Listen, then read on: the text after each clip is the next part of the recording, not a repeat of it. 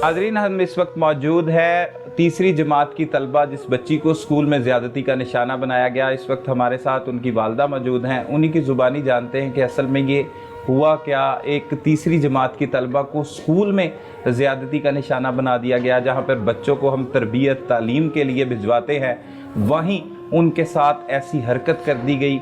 ये क्या मामलात हैं, कौन कौन इस केस में मुलव्विस है और पुलिस इनके साथ क्या सलूक कर रही है, इन्हीं की ज़ुबानी जानते हैं। जी बाजी, ये क्या वाक़या हुआ? एक बच्ची स्कूल में भी गैर महफूज है, आपके साथ हुआ क्या ये? मेरी बेटी स्कूल में जाती है।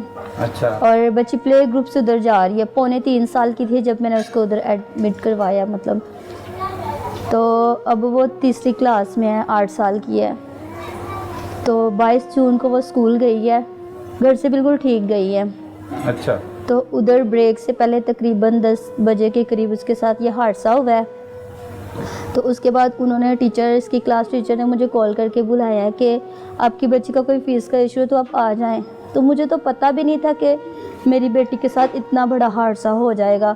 तो जब मैं गई हूँ स्कूल तो उन्होंने ना बच्ची को बाहर चौकीदार के पास चेयर पे बिठाया हुआ है। हालांकि पहले जब हम बच्ची को लेने जाते हैं ना जी, तो जब तक बाहर से गार्ड अनाउंस ना करे बच्चों को वो बाहर नहीं निकालते। ठीक है, वो पहले से ही बैठी। हाँ जी। उसके बाद मैं गई हूँ, मैंने मैम से बात वगैरह की है और बच्ची को मैंने पूछा है, मैंने कहा क्या हुआ? बच्ची ऐसे थी जैसे बच्ची नशे में है। तो मैंने समझा शायद हो सकता है गर्मी काफ़ी है उसकी वजह से बच्ची ऐसे हुई हो। तो फिर मैं अंदर गई हूँ, मैम से बात वगैरह की है, तो मैं घर आ गई हूँ। इसको बहुत ज़्यादा बुखार था। उसके बाद मैंने इसको फ्रेश वगैरह किया। तो जब मैंने इसके कपड़े चेक किए तो मैं तो एकदम से डर गई हूँ। मैंने रोना शुरू कर दिया। मैंने इससे पूछा, मैंने कहा बेटा मुझे बताओ कि आपके साथ क्या हुआ है? बच्ची कुछ भी नहीं बता रही थी। उसके बाद फिर मैंने इसको फ्रेश वगैरह किया तो ये सो गई है। अच्छा। और बुखार भी काफ़ी तेज़ था इसे, फिर भी कुछ नहीं बोली। शाम को तकरीबन 8 बजे उठी है, फिर भी नहीं इसने कुछ खाया और ऐसे ही सहमी सहमी डरी डरी थी कि कुछ बताना चाह रही थी पर पता नहीं क्यों नहीं बता रही थी। अच्छा। उसके बाद फिर 23 जून को इसी टाइम में इसको रात को पेन हुई है काफ़ी शदीद। सही। तो ये इसने रोना शुरू कर दिया। तब तक आपको नहीं पता कि क्या है क्या? नहीं, ये कुछ बोल ही नहीं रही थी। मैंने बहुत ज़्यादा कोशिश की है, नहीं बता रही थी। सही। तो 23 जून को हम इसको जनरल हॉस्पिटल में लेके गए हैं इसी टाइम। तो वो फिर उधर गए हैं तो डॉक्टर ने मुझे बताया कि आपकी बच्ची के साथ क्या हुआ है। मैंने कहा कुछ नहीं, उसने तो मुझे कुछ भी नहीं बताया। तो उसने फिर मुझे बताया कि आपने ऐसे ऐसे बच्चे की यूनिफॉर्म चेक की है? मैंने कहा हाँ जी किया। बेटी ने मुझे ये बताया कि मम्मा बस मैं सीढ़ियों से गिरी हूँ या फिर स्लाइड से खेलते खेलते गिर गई हूँ। ठीक है। उसने मुझे और कुछ भी नहीं बताया। कहती क्यों, आप उसकी सकी माँ नहीं है? मैंने कहा मैं उसकी सकी माँ। कहती फिर आपको पता होना चाहिए कि आपकी बेटी के साथ क्या हादसा हुआ है। फिर डॉक्टर ने चेक किया, फीमेल डॉक्टर थी, फिर उसने मुझे ये बताया। फिर बच्ची ने बड़ी हिम्मत से डॉक्टर को बताई ये बात। बताया? हाँ जी, डॉक्टर को बताया। क्या बताया? इसने ये बताया कि मैं वॉशरूम आई थी और कोई बड़ा लड़का मेरे पीछे आया और उसने मेरे साथ बहुत गंदी बदतमीजी की है। अच्छा। हाँ जी। सही। फिर आपने क्या किया? फिर उसके बाद क्योंकि हम हॉस्पिटल से काफ़ी लेट आए थे, उन्होंने 4 घंटे बच्ची को उधर हॉस्पिटल में रखा है।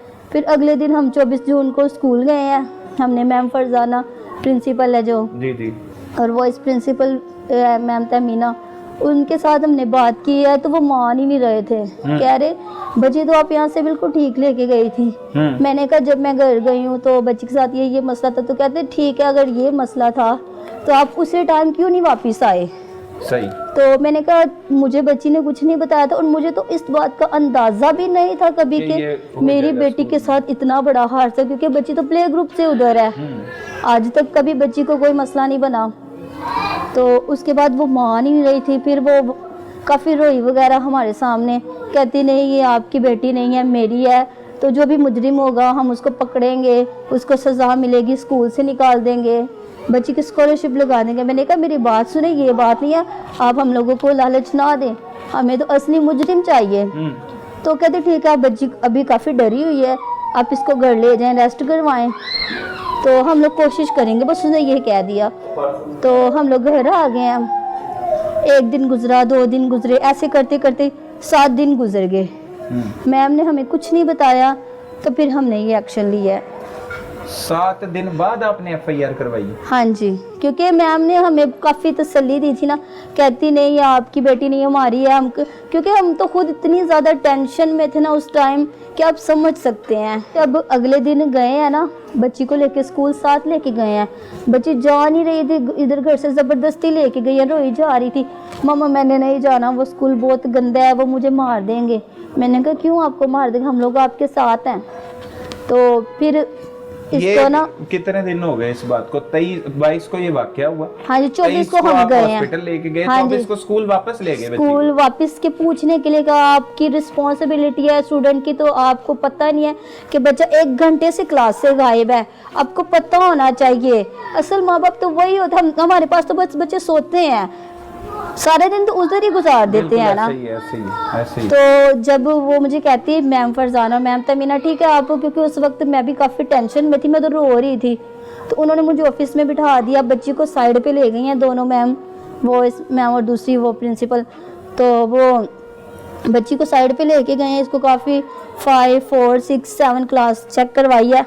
बच्ची ने कहा कि नहीं, क्योंकि एक बच्ची के साथ इतना बड़ा हादसा हुआ है और 2 दिन गुजर गए हैं, क्या वो उस इंसान को पहचान सकती है? मेरे ख्याल में तो बिल्कुल भी नहीं, क्योंकि पहले ही वो बहुत ज़्यादा डिप्रेशन में थी।